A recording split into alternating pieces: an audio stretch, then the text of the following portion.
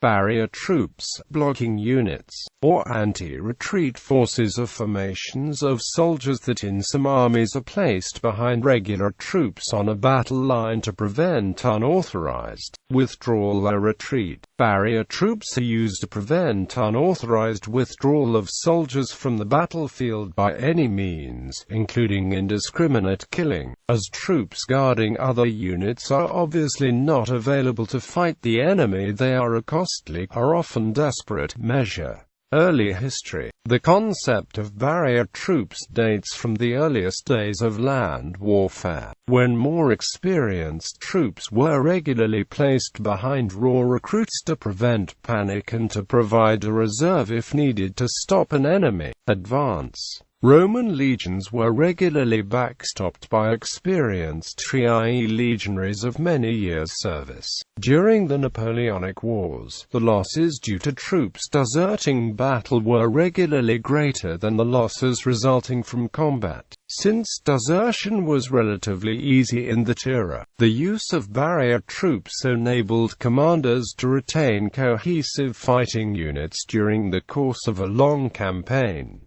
Barrier troops in the Red Army. In the Red Army of the Soviet Union, the concept of barrier troops first arose in August 1918 with the formation of the translated as blocking troops or anti-retreat detachments. The barrier troops were composed of personnel drawn from Cheka punitive detachments or from regular Red Army infantry regiments. The first use of the barrier troops by the Red Army occurred in the late summer and fall on the Eastern Front during the Russian Civil War, when Commander Mikhail Tukhachevsky was authorized by War Commissar Leon Trotsky of the Communist Bolshevik government to station blocking detachments behind unreliable Red Army infantry regiments in the 1st Red Army, with orders to shoot if they either deserted or retreated without permission. In December 1918, Trotsky ordered that additional barrier troops detachments be raised for attachment to each infantry formation in the Red Army. On December 18 he cabled, "How do things stand with the blocking units? As far as I am aware, they have not been included in our establishment and it appears they have no personnel. It is absolutely essential that we have at least an embryonic network of blocking units and that we work out a procedure for bringing them up to strength and deploying them." The barrier troops were also used to enforce Bolshevik control over food supplies in areas controlled by the Red Army, a role which soon earned them the hatred of the Russian civilian population. The concept was reintroduced on a large scale during the German-Soviet War. On June 27, 1941, in response to reports of unit disintegration in battle and desertion from the ranks in the Soviet Red Army, the 3rd Department of the USSR's Narkomat of Defense issued a directive creating mobile barrier forces composed of NKVD personnel to operate on roads, railways, forests, etc., for the purpose of catching deserters and suspicious persons.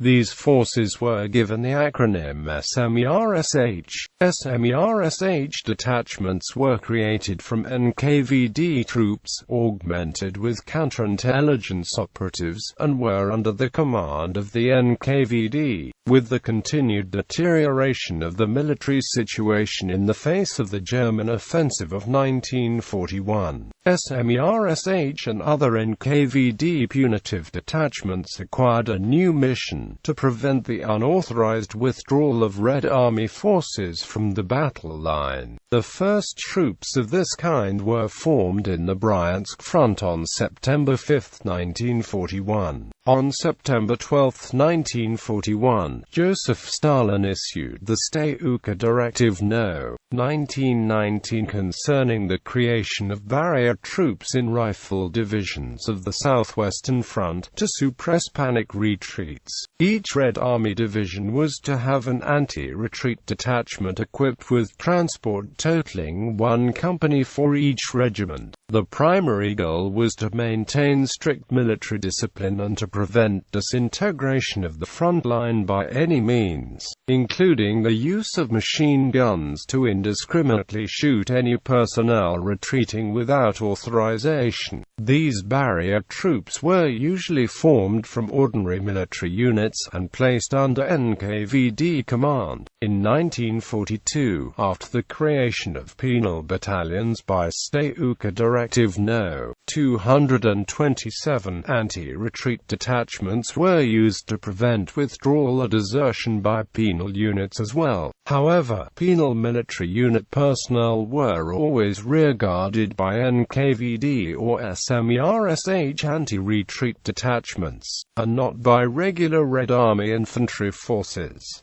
As per Order No. 227, each army should have 3 to 5 barrier squads up to 200 persons each. A report to Commissar General of State Security Lavrentiy-Beria on October 10, 1941, noted that since the beginning of the war, NKVD anti-retreat troops had detained a total of 657,364 retreating or deserting personnel, of which 25,878 were arrested and the rest were returned to active duty.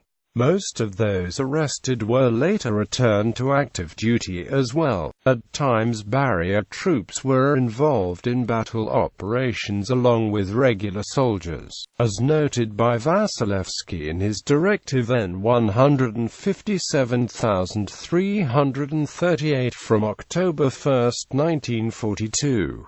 In fiction, the 2001 film Enemy at the Gates shows Red Army barrier troops using a PMM-1910 to gun down the few retreating survivors of a failed charge on a German position during the Battle of Stalingrad.